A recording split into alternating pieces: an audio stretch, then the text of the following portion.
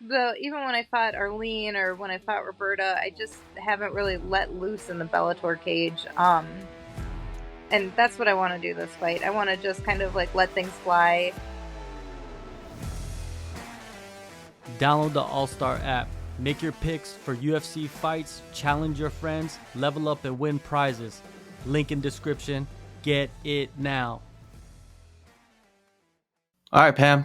Let's get into it right away. March 31st, Bellator 293. You'll be facing Sara Collins. Was this the type of opponent you were expecting for your return?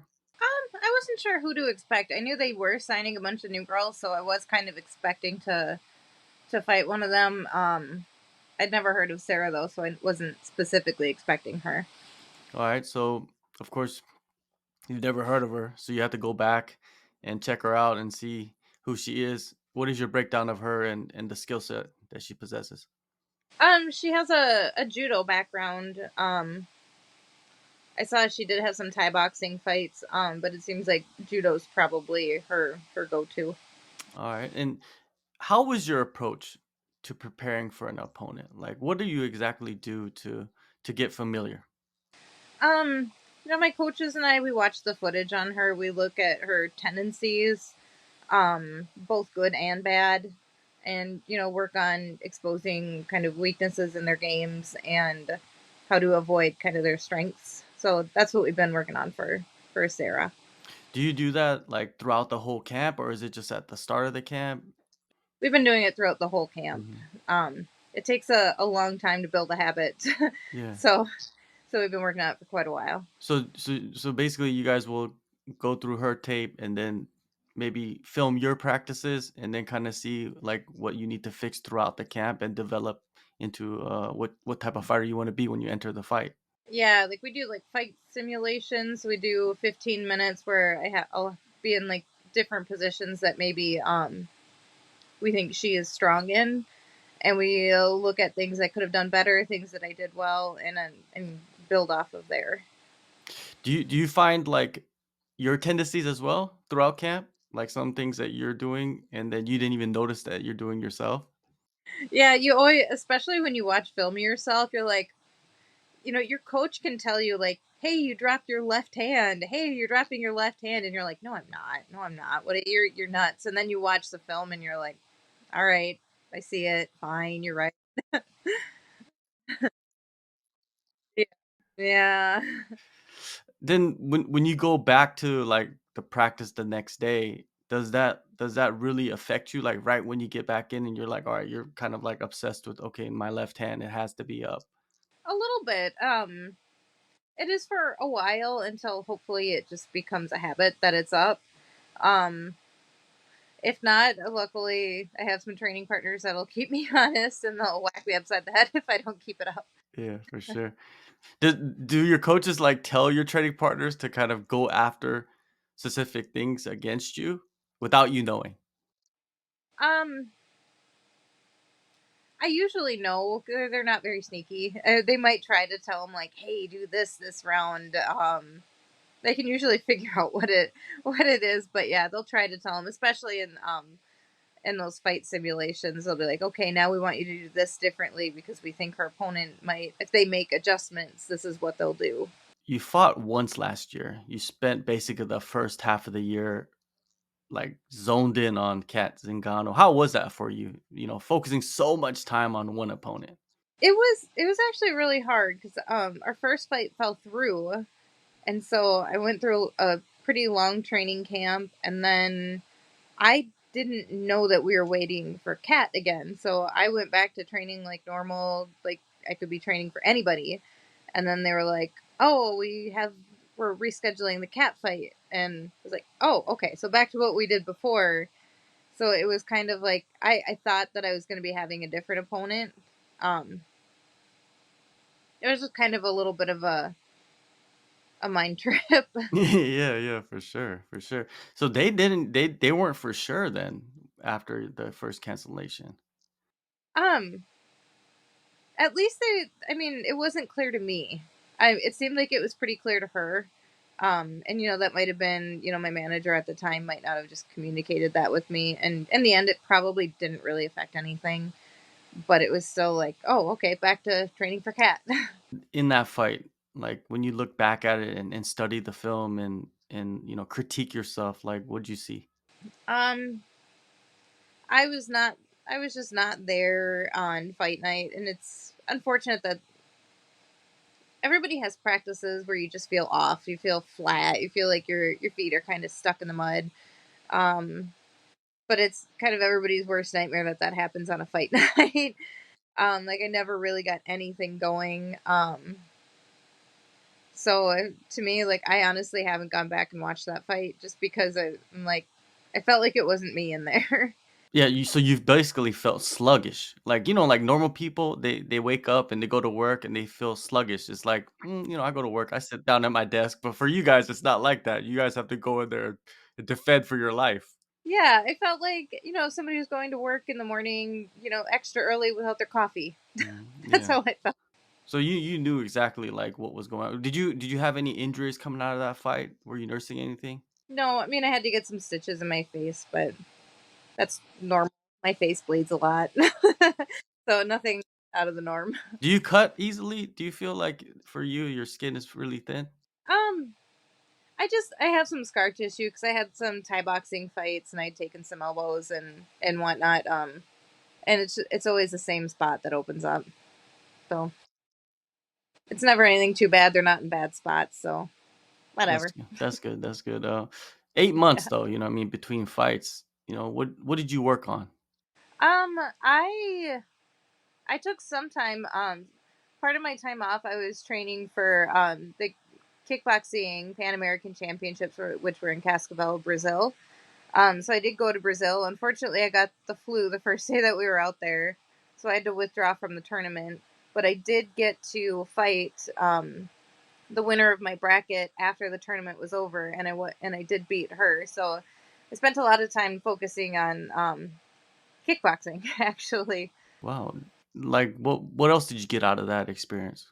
Um, that experience is just it's learning. You learn a lot of different things. I mean, I was around a lot of high level kickboxers. I was able to see like, oh, they do some different training things, some different things warming up, but also it's learning like, wow, like Brazil doesn't have bathtubs to cut weight in.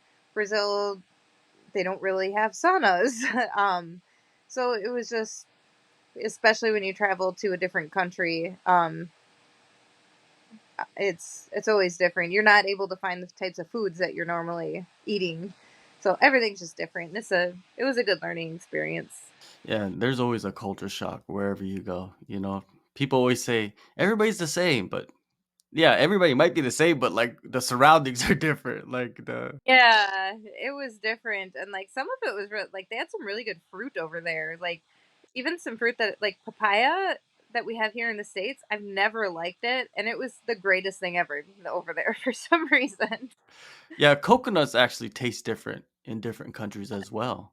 Yeah, I noticed that both in Brazil and I had taken another vacation in the Dominican Republic, and the coconuts were a- amazing. And Yeah. here they're just kind of, Yeah, eh, yeah, I noticed they're- that too. I noticed that, like, coconuts from certain countries taste much sweeter naturally compared to mhm. other countries. Yeah, it's a trip, like, especially with fruit. In that time, like you focused on the kickboxing, and with my training, a little training that I've done, I've noticed that when you like practice like certain type of striking, and you go back to like doing MMA, it kind of it's kind of weird. Like you have that little period of time where you have to kind of get back to the MMA like stance and like distance and all that. Yeah. I mean, I have a pretty wide stance, like because the MMA stance is a little bit wider than a traditional kickboxing or Muay Thai stance, and I generally keep that. Um, but it does make certain things like checking a little bit slower, but I felt like it still helped me work work on like my footwork, cutting angles, stuff like that. So it has its ups and its downs. Yeah, for sure. Did you do any cross training in that time or work with any coaches outside of your inner circle? We had a Waco kickboxing camp, so we went to Chicago, and I was able to work with. There was several high level kickboxing and MMA coaches that were there. All right. So could we see more, like a more diverse striking in this upcoming fight? Do you feel like that will be something that you might be able to display? Yeah, it's possible. Mhm. Been working on a lot of new stuff, so Yeah. hopefully you'll see something different. What about this training camp? Has it been just like normal, like the same cast and crew that you normally have? Yeah, pretty much. I don't like to change things up too much because I'm just kind of set in my ways. But I was really excited. My So for my last fight, we had just gotten a fourth degree black belt jiu-jitsu instructor from Brazil. And then he had his visa denied, so he got sent back to Brazil. But he just joined us right when after I got this fight. He got his visa approved and was able to come back.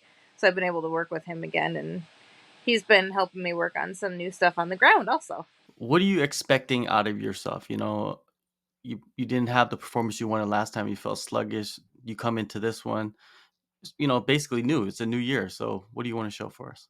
I just want to go in and kind of like let loose. I felt like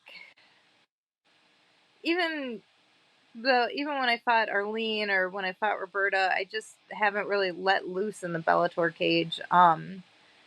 And that's what I want to do this fight. I want to just kind of like let things fly and impose my game plan instead of sitting back and waiting for them. I want to just go. Yeah, in your history, you've had a few like really, really close losses. You know what I mean? Like very, very close. Like, and we could talk about judging all night, but you know what I'm saying? Yeah. We could talk about it all night. Now, Benson Henderson, he recently retired, right? In the Bellator Mhm. cage. After the fight, during the fight, he was rocked. And then after the fight, he said that, he went out and when he woke up, his back was taken and he was in like extreme danger of getting choked. Has that ever happened to you in your experience in martial arts? I've been rocked before, but I've never Mm. been like out and then woken up and like, oh no, like we're still fighting. um, that would be an odd experience, but no, it hasn't happened to me yet. Yeah, I felt like that was very interesting that he said that, like that would be a scary thing to experience. Yeah, I mean, I've heard of people. I mean, you see it even in jujitsu tournaments or MMA or Mhm. kickboxing fights where somebody goes out and they don't realize the fight is over and they start fighting the referee or Yeah. whoever is closest to them. Yeah, I don't know. Yeah. I haven't experienced it yet. Yeah. Hopefully, I don't. Yeah, hopefully you never do. In the co-main event of Bellator 293, there's a pivotal featherweight bout between Cat Zingano and Leah McCourt. What do you see in that one? That's gonna be a really interesting Mhm. fight. Because both Kat and Leah have judo backgrounds. They have strong jujitsu backgrounds. Um, Obviously, Kat has a strong wrestling background. So sometimes, sometimes when you get two strong grapplers, it ends up being just a stand up war. Yeah. So I think it'd be kind of interesting to see who gets the better of that. Who do you give the edge to in that one? Oh, I would probably give the edge to Kat. I think Mhm. she just has more experience fighting high level people. Do you feel like she might be just more ferocious as well? Like she's just like she goes after a little bit more than Leah does? I think so. Mhm. Leah, she looks like she's always a little bit timid in the Mhm. cage, especially when she's striking. She looks like she's like in the zone when she gets on the ground. Yeah. Um, but she looks a little timid standing up to me, and Kat just doesn't seem to really care. Yeah. she she's good to fight wherever. Yeah, she's Cat for a reason, I guess, right? Exactly. um, and the champion, we don't know like what she's deciding on doing. Do you see her re-signing? Do you see Chris Cyborg re-signing, or do you feel like maybe she could be going off to boxing? Because that seems like that's what she's focused on. Yeah, she had posted something recently, like she was been commenting like Bellator, she wants a fight, so I'm assuming she wants to resign. Um, One thing I will say is following both Kat and Leah on social media, they've both made comments about Chris's failed drug test in the past. And Leah has said that she feels it should be a lifetime ban from the sport if you're caught cheating or using steroids. So, and we all know that Kat had requested a drug test from Cyborg if they were going to fight, and Cyborg said no, apparently. So it'd be really interesting to see how that unfolds. Like, no matter who wins, they definitely have strong opinions about Cyborg. Yeah, maybe that's just a tactic to lure her to fight, Maybe, right? Because or to sell the fight. yeah, that's Pretend exactly it right. very well could be, but Yeah, I'm just hoping that whoever wins this fight will actually take the Cyborg fight, and they're not going to let that get in the way. yeah. I think some people think that Cyborg has cleaned out the division, but really she hasn't. There's a bunch of girls. Like there's Kat, there's Leah, there's you, there's a couple other girls she hasn't even fought yet. So she has a pretty good Yeah, list of fighters she can defend the title against or just fight, you know what I mean? So it's interesting. I think the featherweight division is getting more interesting, especially they're signing new girls as well, right? yeah. I think if Sarah McMahon is able to Mhm. beat Arlene Blenko, I mean, I would think she would jump to the top of that list. Yeah. And I think her versus Cyborg, I think that could be a really interesting fight. Yeah. Especially at featherweight too. I think, her fighting at bantamweight wasn't very good for her cutting all that weight.